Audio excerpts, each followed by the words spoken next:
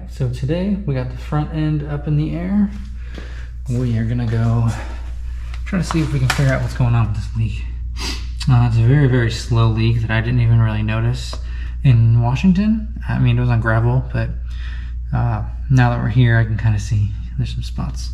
And when I took it for a drive, I saw it dripping up under there. Alright, let me go extra wide here so you guys can see what's going on. Alright, so it's all kind of coming back to me now.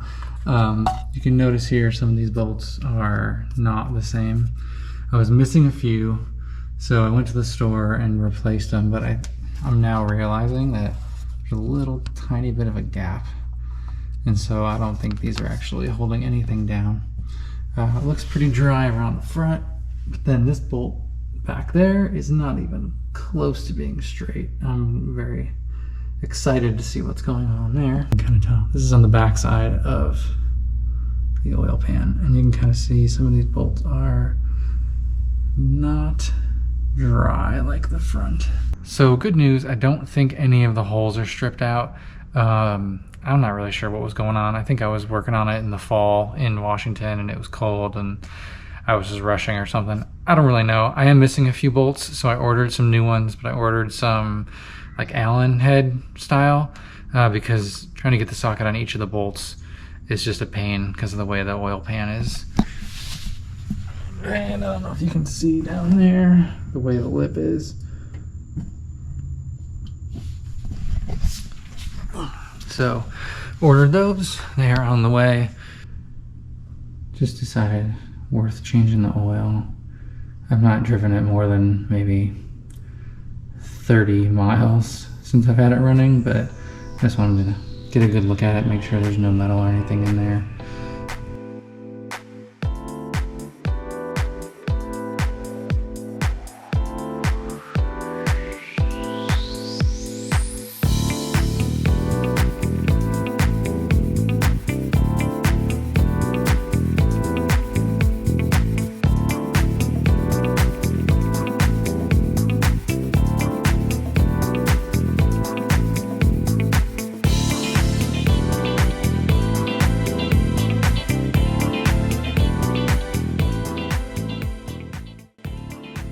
Oil pump and everything from down here looks okay, but we'll get up there and kind of get a little closer look before we put this back together.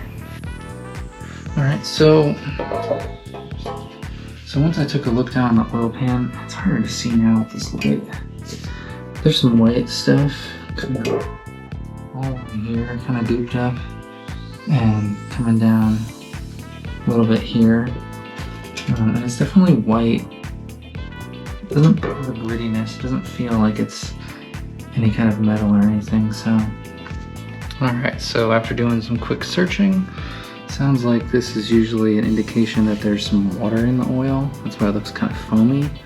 It looks less as it's been sitting here, but when I first drained it, you can definitely see it. So it sounds like that is most likely head gasket related. There's probably a little bit of water getting into the oil. So, I don't know, maybe, guess we got ourselves some more work to do. Several projects all going on at once. Tried to change the oil. Did not get the right length pins or bolts, but I bought ones that were too long. That's a dumb mistake. So those are supposed to be coming in this week. I take a look at the bent up fender, or I guess like lower radiator support, and then see if that can be straightened out. Here's the frame. This is the lower radiator support.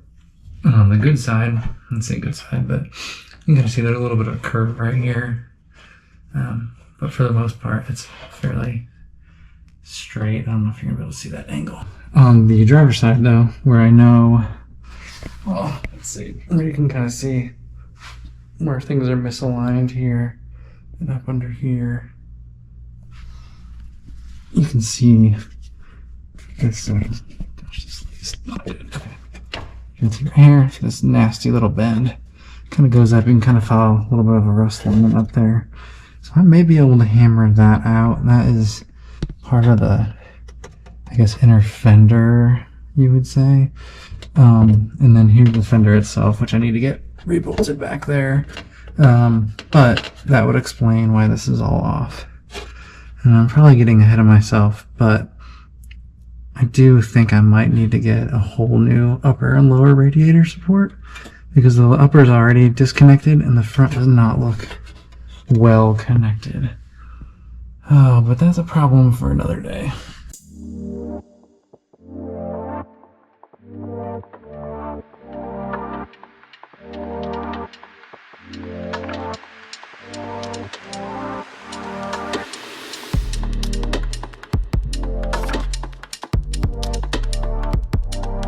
Of all the vehicles I've ever owned, this one is the biggest pain to change the oil on, at least that I can remember. There's 20 bolts, none of them are cooperating with one another, but they're all on there now, all connected.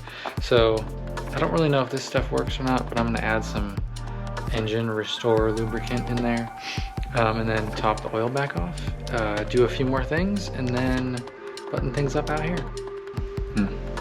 Oil pan is back on, top the oil off, got the lower spoiler, or whatever I'm gonna call this, on. Spending too much time worrying about this, and then I realized I can solve this for like 150 bucks with a new bumper. And now I don't have to look at it anymore. Out of sight, out of mind. Well, I'm not gonna do that. I'm actually gonna get it fixed, just not right now. It's gonna take a lot of work, probably a lot of money. So we'll figure that out later. For now, bumper. So bumper's on. It looks a lot better. It's covering up the vents and all the holes and stuff in the front. But it's definitely helping cover up some of the damage. But if you look at it from here, you can kind of, it's not really a whole lot you can see through, maybe just a little bit right there. Over on this side here, you've kind of got much more big gap, much more of a gap. And then this is bending out because it's pressing down against the bottom part of the fender. So I'll have to take a look at that and see what we need to do to correct it, but that could just be that all things are misaligned. But yeah, but otherwise everything here is looking good. It's all together. So I guess until next time.